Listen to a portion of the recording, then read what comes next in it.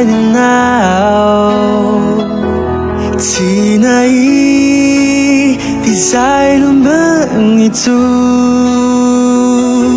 sai kala taka tanadini famung sang puao tiai kutuni saya tao sufatu kenau narinai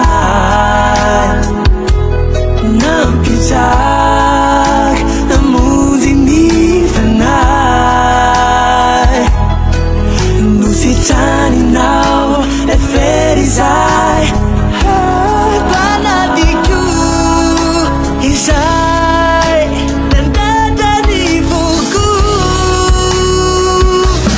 mananaw tumpo famananaw yuvani tiyay nakutumpo tawaminaw sinanday pinaurananayanaw tirutu isakuli viyay naku tatut tawaminaw